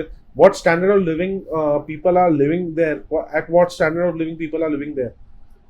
ग्रेटर नोएडा में इस समय जो फ्लैट्स हैं एंड जो विलाज है 26 करोड़ रुपीस तक बिक रहे हैं, तो मतलब लगता है कि हाँ, आने वाले समय में ग्रेटर नोएडा, और अगर मैं देखे कि एक स्ट्रेटेजिक लोकेशन भी अगर ग्रेटर नोएडा की देखी जाए तो कनेक्टेड बहुत अच्छे तरीके से है। हर जगह से it is connected to Delhi, it is connected to Faridabad, Palwal and Ghaziabad and to airport. ये और सेक्योरिटी एकदम अलग है और कनेक्टेड है to each and every important place of NCR. बिल्कुल सही कह रहे हैं सर आप। ठीक है, ठीक है अंकित भाई, नेक्स्ट क्वेश्चन पे आते हैं। क्या ब्रोकर्स भी फेक अर्जेंसी क्रिएट करते हैं और ये कहते हैं कि जो है सर कल रेट बढ़ रहा है, आज ही खरीद लो? इसमें कितना सच कितना झूठ, क्या सीन है, एक बार बताओ। देखो, बहुत बार ये सच भी होता है, बट इसको बहुत बारी मिसयूज कर चुके हैं इस वाली टैक्टिक को, कि अब हर एक को झूठ ही लगता है। सीधा जो बायर आपके सामने बैठा होता है, हाँ देख लेंगे, अगर रेट बढ़ा हुआ होगा तो बढ़े हुए पे ले लेंगे, ये जवाब आता है। क्योंकि लोगों ने इसको इतना मिसयूज कर दिया है इस वाले टैक्टिक को, जहाँ पे जेन्युइन इमरजेंसी है कि यार डेवलपर ने आपको दे रखा है कि फलानी तारीख से ये रेट इतना हो जाएगा, लेकिन उससे पहले वो बता रहा है कि भैया इतना हो जाएगा, लेकिन उसको वो टैक्टिक ही समझते हैं। बहुत बार इसका मिसयूज हुआ है, इसी वजह से मेरी नज़र के अंदर ये अब फेक ही लगता है। पर बहुत केसेस में होता भी है ये जेन्युइन में, कि डेवलपर बढ़ा रहा है रेट उसका अगले दिन से। ये बात तो सही है, लोग इसको है ना सीरियसली लेते हैं, या फिर कई बार कुछ इस तरीके से भी यूज करते हैं कि सर ये जो यूनिट है, पर्टिकुलर यूनिट, इसकी डिमांड बहुत ज्यादा है, ये यूनिट हाथ से निकल जाएगी। वो तो सेल्स टैक्टिक है, वो सेल्स टैक्टिक है, ये मैं मानता हूँ, लेकिन कई बार वो सही भी होती है। क्या होता है ना, देखो एक चीज बची हुई है अगर कॉर्नर की मान लीजिए, तो उस पर क्लाइंट्स होते हैं, वो बिक क्यों नहीं रही है, या तो आस्किंग ज्यादा है, या फिर मतलब जो है क्लाइंट जो डिमांड, मतलब कुछ भी एक चीज, इनमें से कुछ भी आप फैक्टर ले लो, उस पर क्लाइंट्स लगे हुए होते हैं। अब वो डिपेंड करता है साइकोलॉजी पे, जो उसका ऑनर है कि उसको किसको बेच रहा है, किससे उसकी बात बन रही है। हाँ, ये अर्जेंसीज क्रिएट करते हैं लोग कई केसेस में, उसको फेक भी माना जाता है, और ये आंसर हर बार क्लाइंट का होता है आज की 90% कि ठीक है बढ़ जाएगा तुम्हें बढ़ेगा के लिए तो लेकिन इसको थोड़ा सीरियस लेना चाहिए मेरे हिसाब से, थोड़ा सा सीरियस लेना यस, चाहिए। थोड़ा सा बिल्कुल लेना चाहिए। ठीक है, नेक्स्ट क्वेश्चन पे आते हैं। नोएडा ग्रेटर नोएडा एक्सप्रेसवे पे ऐसे कौन से 3 प्रोजेक्ट्स हैं जिनमें लोगों का पैसा फंसा हुआ है बहुत दिनों से और उनकी कभी बुराई नहीं करती? बुराई नहीं करते। सुपरनोवा प्रोडक्ट बहुत अच्छा था, आज भी अच्छा है, हालांकि उसे रिसेंटली कोटक ने शायद टेक ओवर किया है या कोटक Yes, उसको yes. फंडिंग दे रहा है, Yes. तो वो निकल जाएगा। पर्सनली मेरे को बहुत पसंद है वो प्रोडक्ट, लोकेशन वाइज हर चीज़ उसकी बहुत अच्छी है। उसके बाद आपका ATS नाइट ब्रिज आ जाता है, वो भी बहुत अच्छी लोकेशन का प्रोडक्ट है, और अगर वो सही टाइम पे सही तरीके से डिलीवर हो जाता तो मेरे हिसाब से शायद वो नोएडा वालों को लग्जरी आज से 10 साल पहले दिखा दे, दिखा जब भी 2-4 साल पहले जब भी वो डिलीवर होता वो दिखा देता, वो नहीं दिखा पाया। दूसरा मेरे को समाव लगता है कि जो ये जेपी के हॉल्टेड प्रोजेक्ट्स हैं, मेरे को लगता है इसके प्रति भी थोड़ा सा लोगों का सॉफ्ट कॉर्नर है, क्योंकि डेवलपर देखो अच्छा था, डेवलपर ने बहुत अच्छे काम करे, बट कुछ गलत डिसीजंस हो गए जिस वजह से वो सारा का सारा रुक गया। Personally I have got lots of respect for JP, बहुत सारी चीज़ों में उसने अच्छे, JP green, JP wish town, ये सारे उसी के हैं, और उसके बाद उसने ये एक्सप्रेसवेज बनाने के अंदर भी बहुत ज़्यादा हेल्प किया था उस समय के टाइम पे। तो डेवलपर अच्छा था, बट कुछ गलत डिसीजन हो जाते हैं कभी कभी। सुपरनोवा में तो लगभग 42 फ्लोर तक तो अभी तो वर्किंग है इस समय। 42 वर्किंग है, पहले वो 86 फ्लोर्स का था, अब वो शायद 71 का कर दिया है। 42 तक वर्किंग है, और उसके ऊपर नहीं 58 तक वर्किंग है 58 तक working। शायद, यस। उसके ऊपर कुछ फ्लोर्स रुके हुए हैं, उस पर काम चल रहा है। I am not sure about this किस फ्लोर तक है, बट बहुत सारा वर्किंग भी है उसके उसमें अंदर। स्टूडियो और residential, studio, residential and offices तीनों है स्टूडियो उसमें। में तो बहुत सारे वहाँ पे जो है आज की डेट में एयरबीएनबीज भी लोगों ने मतलब हाँ। एक मॉडल चल रहा है आज की डेट में। और फ्रैंकली स्पीकिंग बहुत सक्सेसफुल मॉडल है वो, हाँ ये तो आप है। कभी जाके देखो, इतनी भीड़ है, मतलब वो बहुत सक्सेसफुल मॉडल है। राइट, ये तो है। और ये जो तीनों प्रोडक्ट बताए ना आपने, ये मतलब अगर सही टाइम पे सही तरीके से डिलीवर हो जाते तो शायद नोएडा आज कुछ और होता। ये रियलिटी है, नॉर्थ इंडिया की सबसे ऊंची बिल्डिंग थी भाई उस टाइम की, जो आज तक कंप्लीट आज भी शायद नहीं है उस साइट का कोई अब बिल्डिंग। भी नहीं है। साइबर थम के फ्लोर कितने हैं? हालांकि बिजनेस बिजनेस बिल्डिंग है 46 48। 46 फ्लोर की, तो अभी भी मतलब सबसे ऊपर वही है। ठीक है, coming to the next question, rental yield या फिर कैपिटल अप्रिसिएशन, आज की डेट में नोएडा में किसको प्रेफरेंस देनी चाहिए? देखो, रेंटल यील्ड प्रेफरेंस किसको देनी चाहिए, मेरी नज़र में उसको प्रेफरेंस देनी चाहिए जिसमें दोनों है। एक मैं आपको बात बताता हूँ, आज अगर किसी प्रोडक्ट को लॉन्च हुआ है, आज कोई प्रोडक्ट, उसमें एक्सकवेशन हो रही है, उसमें गड्ढा खुद रहा है, वो उस समय अगर कोई आपका क्लाइंट पैसे डाल देता है और उसके बाद उसको 4 साल बाद बेचेगा, तो वो कुछ ना कुछ तो कमा के निकलेगा ही निकलेगा। यहाँ पर काम होता है ब्रोकर का। किसी भी अंडर कंस्ट्रक्शन प्रॉपर्टी को खरीदो, वो बनने के बाद आपको पैसा देके जाएगी। काम यहाँ पे आता है ब्रोकर का कि कौन सी प्रॉपर्टी ज्यादा पैसे देगी और कौन सी प्रॉपर्टी जल्दी पैसे देगी। यही तो मेन ब्रोकर का काम है, क्लाइंट को बताना, मोटी कमीशन के पीछे भागना नहीं। यही काम है बेसिकली ब्रोकर का, कि ये वाली प्रॉपर्टी अगर लेते हो आप, तो इसके अंदर इतने एप्रिसिएशन आप आराम से आपको आएगा, उसकी कोई दिक्कत नहीं है। तो कैपिटल एप्रिसिएशन और रेंटल यील्ड दोनों बहुत ज्यादा जरूरी है। अगर आप रेंटल यील्ड के उससे देख रहे हो, अगर आप फ्लिपिंग के बिजनेस में हो, आपको फ्लिप करनी है अपनी चीज या एग्जिट लेना है जल्दी, तो कैपिटल एप्रिसिएशन है। आप लॉन्ग टर्म प्लेयर हो कि आपके अंदर होराइजन है, आपके अंदर दम है 6 से 7 साल एक प्रॉपर्टी को होल्ड करने का, तो रेंटल यील्ड, कैपिटल एप्रिसिएशन दोनों आता है आपके पास। नहीं, अगर मैं एक चीज पूछूं, दोनों में से एक चीज पूछो, तो मेरे हिसाब से नोएडा की मार्केट आज की डेट में कैपिटल एप्रिसिएशन के पीछे है। यस, यही मैं सुनना चाहता था। क्योंकि देखो रेंटल यील्ड आपको कहीं भी मिल जाएगी, गांव में मिल जाएगी यार, रेंटल यील्ड हर जगह मिल सकती है नोएडा में इस समय आपको। ठीक है, नोएडा में अभी इसके बारे में भी बात करेंगे, बहुत बड़े बड़े प्लेयर्स आ रहे हैं, मल्टीनेशनल कंपनीज आ रही है, खुद यूपी के सीएम फाउंडेशन लेइंग फाउंडेशन रखने के लिए आते हैं। इन्फोसिस जैसी कंपनी जो है कंप्लीट करने वाली है अपने कैंपस का वर्क, तो मतलब ये लोग आ रहे हैं। तो यहाँ पे अगर देखा जाए तो रेंटल यील्ड से ज्यादा प्रेफरेंस आज की डेट में कैपिटल एप्रिसिएशन को देनी चाहिए इन्वेस्टर को। तो आप 3 से 4 साल में बहुत अच्छा पैसा बना के निकल सकते हो, मेरी ये ओपिनियन है। बिल्कुल सही ओपिनियन है। ठीक है, अब आते हैं एक सबसे बड़े क्वेश्चन पर, धोलेरा या नोएडा, क्या प्रेफर करेंगे आप? और इन्वेस्टर्स को, अपने इन्वेस्टर्स को, अपने क्लाइंट्स को क्या सलाह देंगे आप? और धोलेरा के बारे में आप क्या सोचते हैं?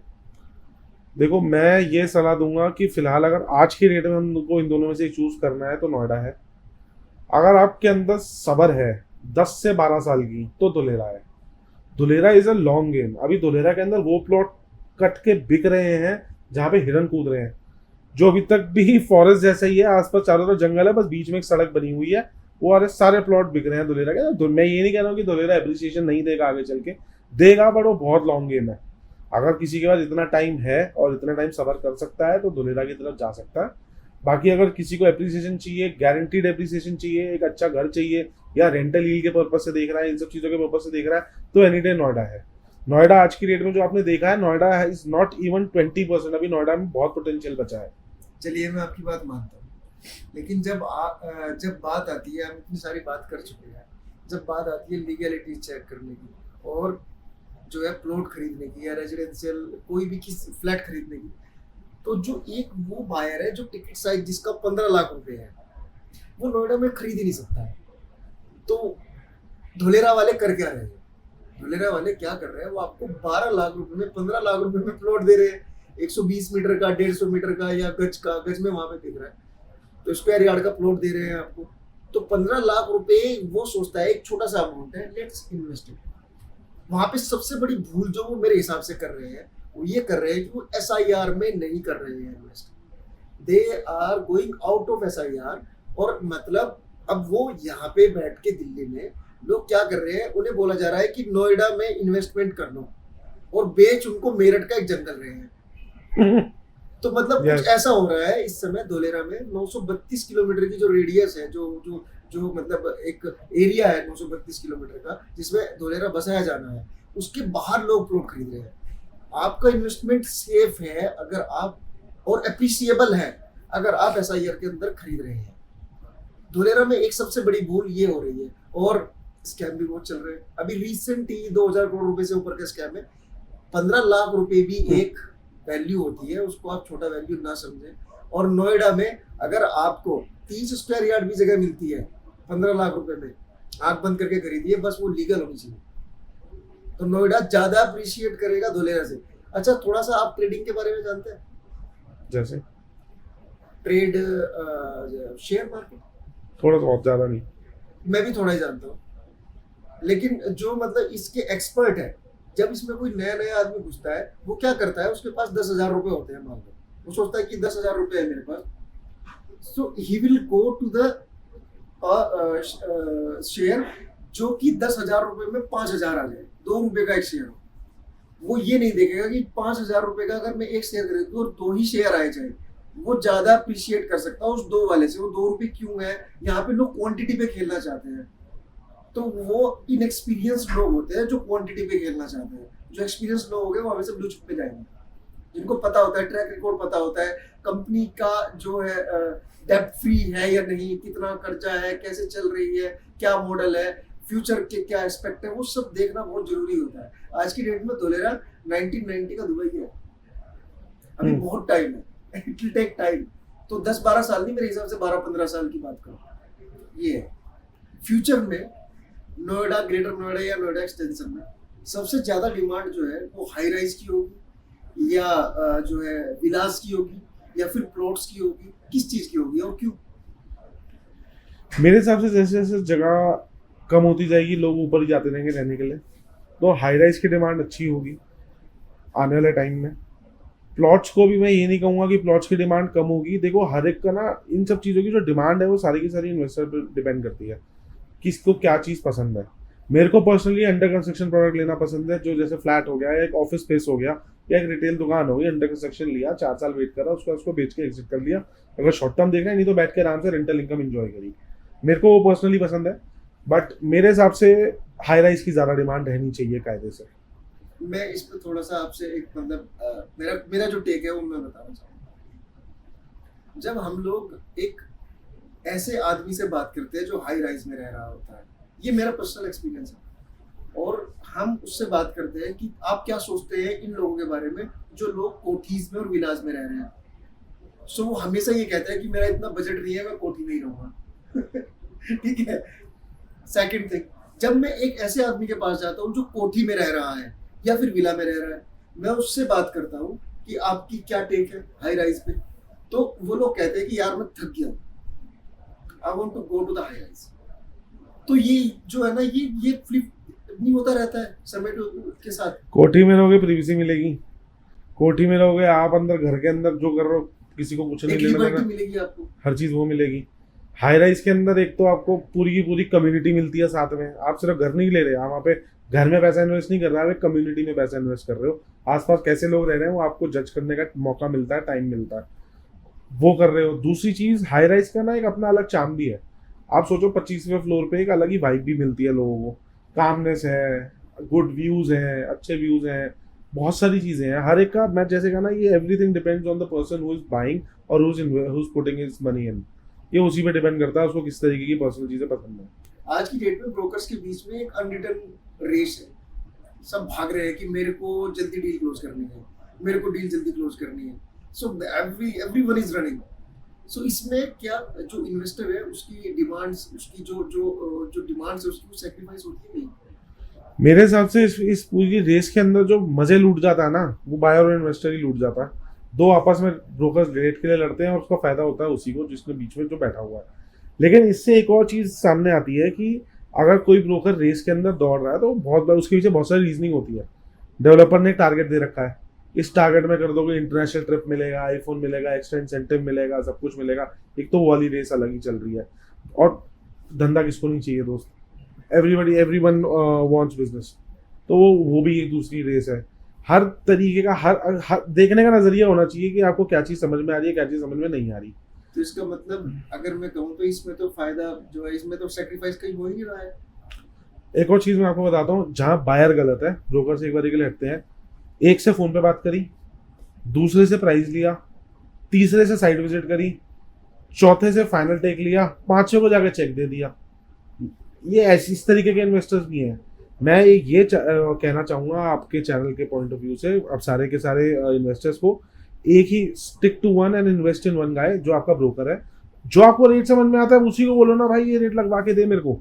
अनाप शनाप नहीं, 10,000 की चीज के 6,000 थोड़ी बोल दोगे, 10,000 चीज के 96 97 जो भी आपको समझ में आता है कि मेरे को ये लगवा के दे, he will do that all that hard work for you, he will do the all that leg work for you. आपको क्यों 5-6 जगह जाना है? हाँ, मैंने ये तो देखा है, इसमें सेक्रीफाइस जो है वो ब्रोकर कर लेता है। हाँ, वो अपनी जो इनकम होती है उसको कट कर देता है।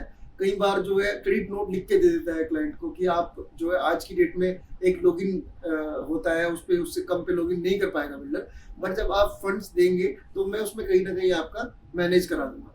तो ये चीजें करके देता है ब्रोकर। तो कहीं ना कहीं ब्रोकर जो है ना वो सेक्रीफाइस करता है इसमें, कहीं भी जो है मुझे लगता है बायर कहीं भी सेक्रीफाइस नहीं करता है। और बायर अगर स्टिक रहे एक ही ब्रोकर पे तो ब्रोकर भी उसके लिए करता है, ऐसी बात नहीं है, ये मैंने देखा है, कई बार देखा है। ये सही कह रहे हैं। अब आते हैं डेवलपर्स पे। कौन से डेवलपर ने सबसे ज्यादा डिले करने का रिकॉर्ड बनाया है नोएडा या ग्रेटर नोएडा?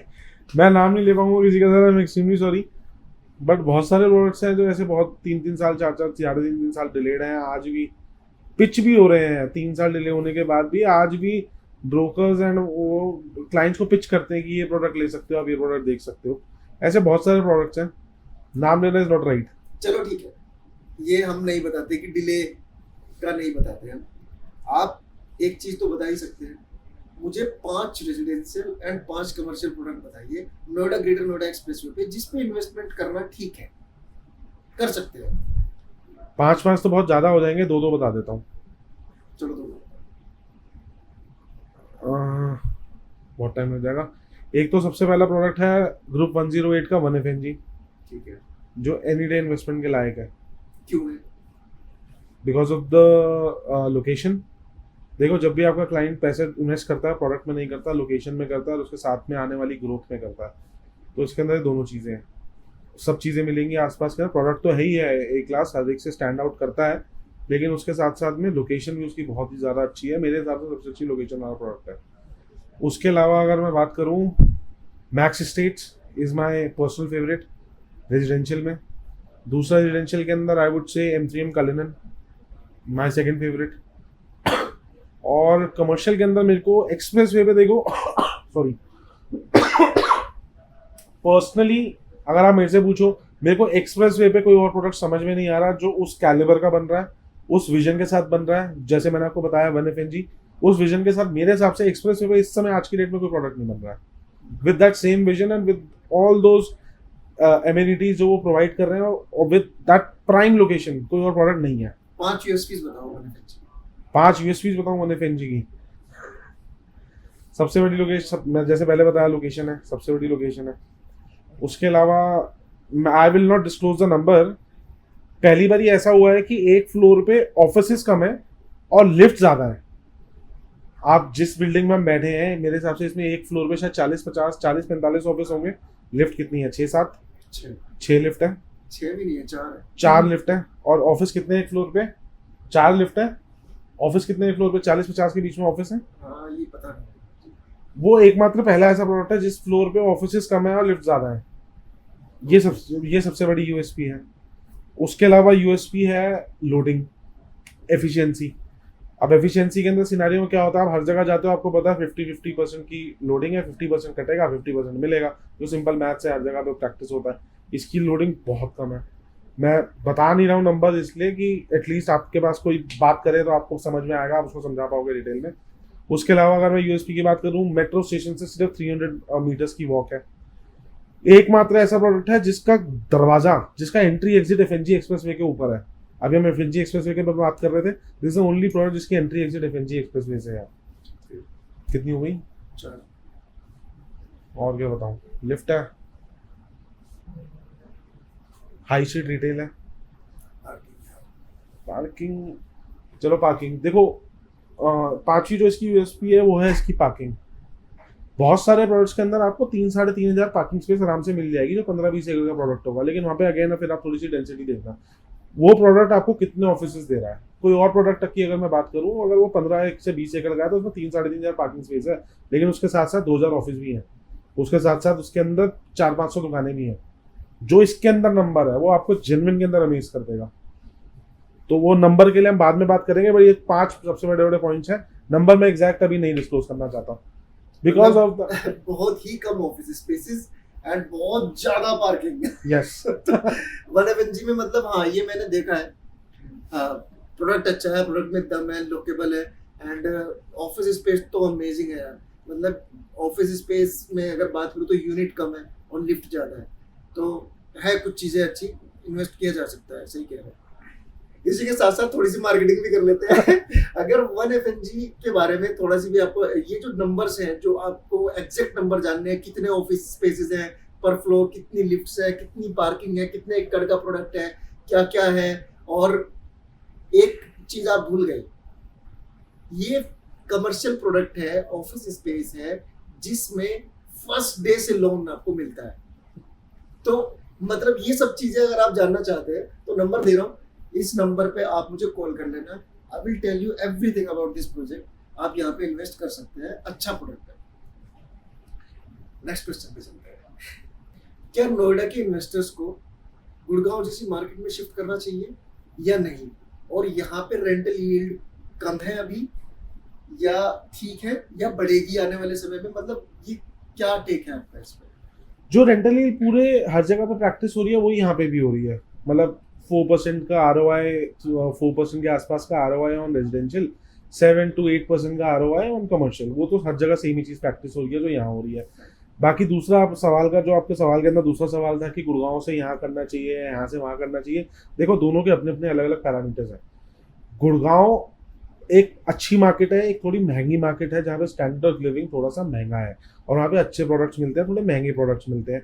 यहाँ पर अभी मिड सेगमेंट प्रोडक्ट्स की ज़्यादा डिमांड है और अब Noida is shifting towards luxury धीरे धीरे। अब आप देखोगे रिसेंटली, शायद अभी 1-2 दिन पुरानी न्यूज़ है कि अभी बातें चल रही हैं, आई एम नॉट श्योर कि 100% हुआ है नहीं हुआ, JP is being taken over by Adani.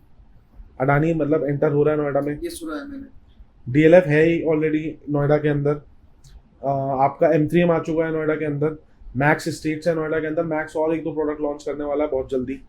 Experian है नोएडा के अंदर। ये सारे मैं उन डेवलपर्स के नाम ले रहा हूँ जो ऑलरेडी नोएडा के नहीं है लेकिन अब आ रहे हैं, जो पैन इंडिया या रीजनल डेवलपर्स नहीं है। रिसेंटली शोभा, गोदरेज, ये सारे के सारे क्यों आ रहे हैं यहाँ पे? ये इसलिए आ रहे हैं बिकॉज दे नो कि नोएडा की अभी ग्रोथ स्टोरी पूरी बची है। Tata, Tata and Prestige.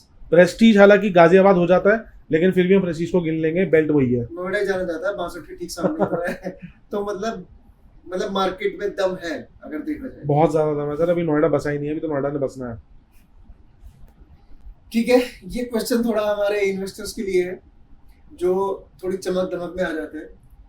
Sample flat जो बहुत ही सुंदर बनाता है बिल्डर, बहुत अच्छा और लग्जरी और बहुत ही मतलब सोफिस्टिकेटेड बनाता है, उसको देखकर उसके बेस पे डिसीजन लेना कितना लॉजिकल है? नहीं, उसके सिर्फ उसके बेस पे देखना इज नॉट लॉजिकल, क्योंकि जो आपको सैंपल फ्लैट दिख रहा है वो आपको जो एक्चुअल में प्राइस वो ऑफर कर रहा है उसमें वो आएगा नहीं। वो सैंपल फ्लैट अगर आपको वैसा अपने लिए बनाना है तो आपको उसमें पहली चीज तो और पैसा डालना है, पहली चीज। दूसरी चीज आप थोड़ा सा एक नोट करना, आप किसी फ्लैट सैंपल फ्लैट के अंदर जाके उसका बेडरूम देखना। बेडरूम आपको बड़ा बड़ा दिखेगा, लेकिन थोड़ा सा गौर फरमाओगे तो आपको उसका बेड छोटा दिखेगा, वो जानबूझ के बेड छोटा। ऐसे बहुत सारी और बहुत सारी, साइज बेड हाँ, वो ऐसे बहुत सारी छोटी छोटी चीजें देखनी पड़ती हैं। उसके अंदर क्या है, कितनी जगह यूज हो रही है, कितनी जगह यूज नहीं हो रही। सिर्फ सैंपल फ्लैट देख के अगर डिसीजन ले रहे हो तो मेरे हिसाब से बिल्कुल सही नहीं, क्योंकि जो आपको दिख रहा है वो एक्चुअली में आपको मिलेगा नहीं। आपको मिलेगा या तो सेमी फर्निश्ड मिलेगा, या रॉ मिलेगा, या फुली फर्निश्ड तो बहुत ही कम डेवलपर्स है जो देते हैं, वैसा नहीं मिलेगा। उसमें आपको और पैसे डालने पड़ेंगे वैसा बनाने के लिए। तो और वैसे भी वो जगह पूरी ढंग से यूज होती नहीं है। हाँ, उसको आप एक पैरामीटर बना लो कि यस ऐसा दिख सकता है मेरा घर, अगर आप उस विचारधारा के साथ ले रहे हो तो ओके है। लेकिन सिर्फ वही सैंपल फ्लैट देख के आप एकदम फ्लैट हो जा रहे हो कि यही सबसे बढ़िया चीज है, तो that is not correct. Right. अब एक बात और बताएंगे आप, मुझे ये बताइए, आप क्या समझते हैं कि सबसे बढ़िया लेआउट कौन सा बिल्डर ऑफर करता है रेजिडेंशियल की टर्म्स में, नोएडा या ग्रेटर नोएडा? मेरी नजर के अंदर सर दो प्रोडक्ट्स ऐसे स्टैंड आउट करते हैं, जो एक है M3M द कलिनन और दूसरा है आपका मैक्स एस्टेट सेक्टर 128। दोनों स्टार प्रोडक्ट बता दिया आपने। तो उनका वो है ही स्टार, वो है ही स्टार। और इनमें मैंने देखा है कि इनमें जो जो जो स्पीड ऑफ वर्क है ना, जिस तरीके से काम को खींच रहे हैं, बहुत तेजी के साथ खींच रहे हैं। मैं मतलब 4-5 दिन में जाता हूँ तो एक स्लैब कास्ट हो जाती है इनकी। They are doing very fast. चलिए, why most buyer fail to calculate actual cost versus per square feet of BSP? Builders कैसे कंफ्यूज कर देते हैं? पहले हमने इस पर डिस्कशन किया है, जैसे BSP है, BSP पे सारी रेट की डिस्कशन होती है, क्योंकि BSP is the actual amount जो इस समय आपने पे करनी है। फिर वो हिडन चार्जेस, जिसको हम अपनी भाषा में पोजेशन चार्जेस बोलते हैं, लेकिन वो कुछ डेवलपर्स बताते नहीं है, ब्रोकर छुपा लेते हैं, वो एंड में जाके फिर हिडन चार्जेस के नाम पे सामने आते हैं। 5 हिडन चार्जेस बताओ। Fire fighting charges, external electrification charges, internal development charges, interest free maintenance security, lease rent, PLCs, ये बहुत सारे हैं। अब हर PLC कोई गवर्नमेंट की तरफ से तो दी नहीं गई है कि इतनी आपने चार्ज करनी है, वो डेवलपर की मर्जी है। कई कई जगह पे तो 500 रुपये PLC चार्ज हो रही है सिर्फ एक कॉर्नर यूनिट की, या हायर की या लोअर की। तो अगर रिटेल की बात करें तो 1000 से 1500 की या 2000 तक की PLC इज रीजनेबल, इतनी हर बिल्डर चार्ज करता है। अब बिल्डर 5 साल वेट भी तो कर रहा है यार, वो आपका कंस्ट्रक्शन भी कर रहा है, सब कुछ कर रहा है। कभी उसको अगर इनफ्लो ऑफ कैश की अगर प्रॉब्लम है तो वो अपने पास से लगा के भी कंस्ट्रक्शन कर रहा है। PLC अगर वो एंड द एंड कमा रहा है तो कुछ गलत नहीं कर रहा है, 5 साल का पेशेंस भी दिखा रहा है, वो हर चीज कर रहा है, A to Z 1 to all आपको एप्रिसिएशन भी दे रहा है, सब कुछ दे रहा है। तो PLC उसका थोड़ा हक है, लेकिन अगर उसने बता रखा है, कॉस्ट शीट में मेंशन्ड है, तो बिल्कुल जायज है, वो देना चाहिए। IFMS क्या होता है? इंटरेस्ट फ्री मेंटेनेंस सिक्योरिटी होता है। जब बिल्डर आपसे ये पोजीशन पे चार्जेस पे करता है और जब से नेक्स्ट कोई कंपनी आती है जिसने आपके प्रोडक्ट को मेंटेन करना है, ये पैसा उसको ट्रांसफर हो जाता है और इस पे इंटरेस्ट नहीं लगता है। GST as an.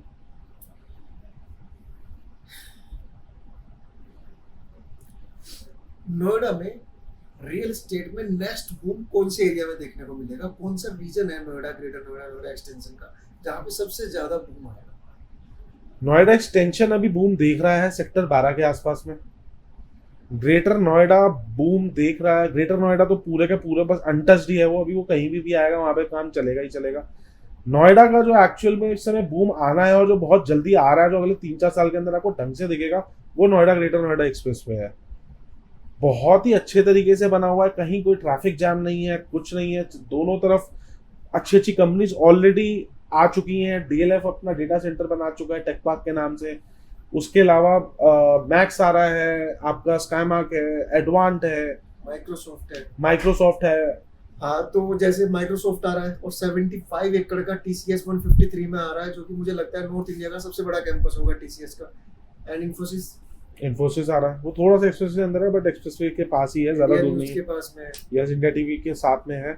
उसके अलावा सर एक्सप्रेस वे जेवर एयरपोर्ट जाने का दिल्ली का बहुत बड़ा जो चंक है वो एक्सप्रेस वे से होके गुजरेगा।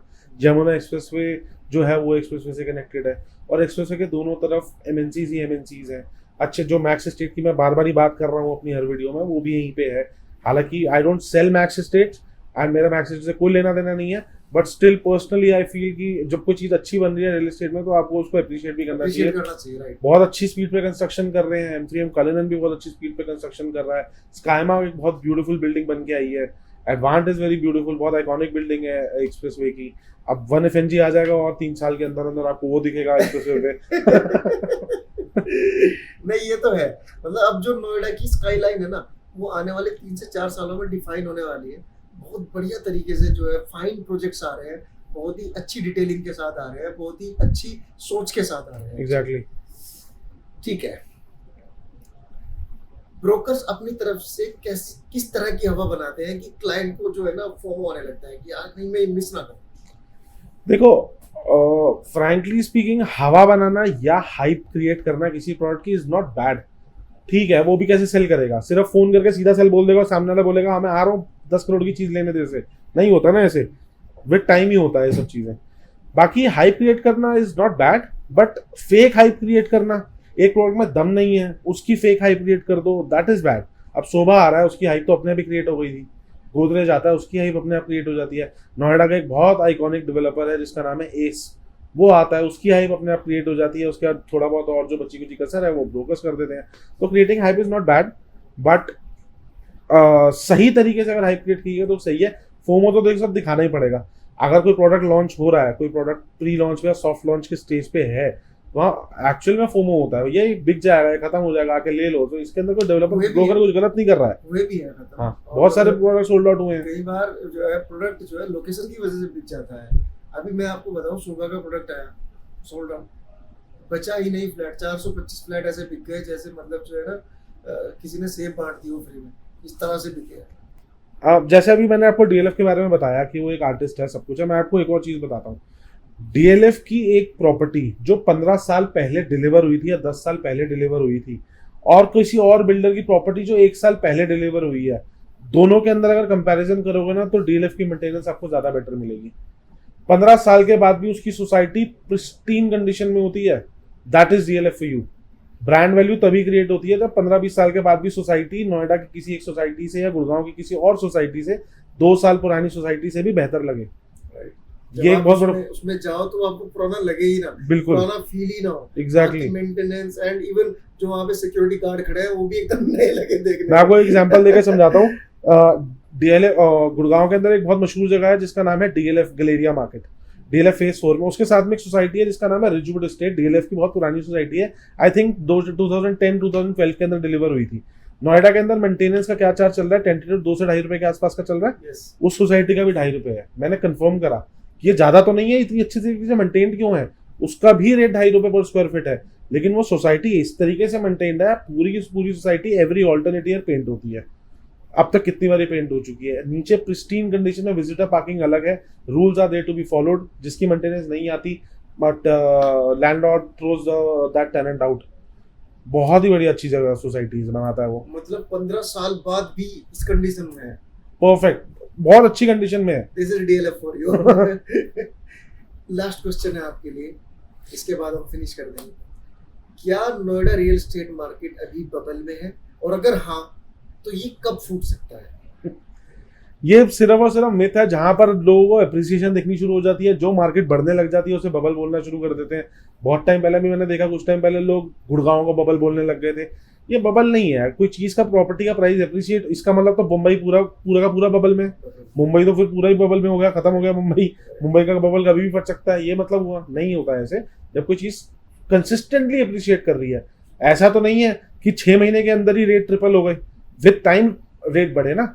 2018-19 का जो प्राइस था वो 4,000 का था, वही सेम फ्लैट पोस्ट कोविड आपको 7,500-8,000 में मिलने लगा। तो इतना एप्रिसिएशन आया, but is a decent appreciation. आज भी नोएडा के अंदर कोई भी अच्छी सोसाइटी आज तक नोएडा ने 20,000 का लॉन्च नहीं देखा, और इससे ज्यादा क्या बात बताऊं, अभी कहाँ से बबल आ जाएगा। अभी तो एप्रिसिएशन चल रहा है और Noida is on the right track which is of the growth ही कर रहा है नोएडा, और अभी बहुत ज्यादा ग्रोथ बची है। आपके किसी भी इन्वेस्टर को अगर पैसा इन्वेस्ट करना है, चाहे वो जमीन ले, फ्लैट ले, ऑफिस ले, दुकान ले, Noida is the place, but legalities check करके। तो ये वो जो कहते हैं ना कि रॉकेट वाली ग्रोथ है, रॉकेट वाली ग्रोथ नहीं है, ये सीढ़ी ग्रोथ है जी, स्टेबल ग्रोथ है। तो जो है ना मार्केट में अगर अभी पैसा डाला जाए किसी भी इन्वेस्टर का, और जो बबल बबल बबल बबल बोलते रहते हैं लोग सराउंड वाले, जो लोगों को कंफ्यूज करते रहते हैं, इसका मतलब बबल नहीं है। राइट ट्रैक में हो आप, कहीं भी इन्वेस्ट करो, रेजिडेंशियल में जाओ, कमर्शियल में जाओ। ये मैंने बहुत सारे लोगों से जो है सलाह ली है, जो एक्सपर्ट है मार्केट के, वो यही कहते हैं कि बबल नहीं है, एकदम राइट ट्रैक पे है नोएडा और सही ट्रैक पे जा रहा है। आप अपना पैसा इन्वेस्ट कर सकते हैं, बस शर्त वही है कि आपने लीगैलिटीज चेक की हो, बैकग्राउंड चेक किया हो, आपने लोकेशन चेक की हो, आप क्या खरीद रहे हैं, आपने उसका लेआउट देखा हो, हर चीज आपने देखी हो अच्छे से, और आपका ट्रस्टवर्दी आदमी हो जिसके हाथ में आप अपनी पूंजी दे रहे हैं। बस कई बार बहुत सारी चीजें, सब चीजें अच्छी होती है और आप क्या करते हैं, चेक पे बिना नाम लिखे हुए अपने ब्रोकर को थमा देते हैं, या जिससे आप पहली बार मिले हैं। तो कभी भी कुछ भी हो सकता है, चीजों से सावधान रहे, इन्वेस्ट करते रहे। आप कुछ क्लोजिंग स्टेटमेंट देना चाहेंगे? नहीं जी, बहुत अच्छा लगा आपके साथ बात करके, and what you are doing is you are doing pretty good. And जो लोग इनका चैनल नहीं फॉलो करते हैं अब तक, रियल एस्टेट गबरू के नाम से, प्लीज फॉलो दैट चैनल। बहुत मेहनत कर रहे हैं, बहुत अच्छी वीडियोस भी बना रहे हैं और अपडेट भी कर रहे हैं रियल एस्टेट के बारे में। देखिए, हाँ, यही बात मैं कहना चाहता हूँ, द बोल्ड रियल्टर्स। मैं बता रहा हूँ आपको, अगर आपको रियल में कुछ चीजों की जानकारी चाहिए जो मुझे भी नहीं होती है, कई बार मैं इनकी वीडियोस देख के लेता हूँ, ऐसी ऐसी चीजें और ऐसी ऐसी जानकारी मिलेगी ना आपको। सिर्फ 1 मिनट की 50 सेकंड की वीडियो होगी और बहुत कुछ बता दिया जाता है उस 50 सेकंड और 1 मिनट की वीडियो में। तो बोल्ड रियल्टर्स को फॉलो करें, ये नाम है, देख लीजिए इसको, और जो है जानकारी में अपनी इजाफा कीजिए। मिलते हैं नेक्स्ट वीडियो में, और अगर आप इसी ही तरह की वीडियोस देखना चाहते हैं तो फॉलो कीजिए real estate Gabru and the bold realtors. मिलते हैं नेक्स्ट वीडियो में, बाय बाय।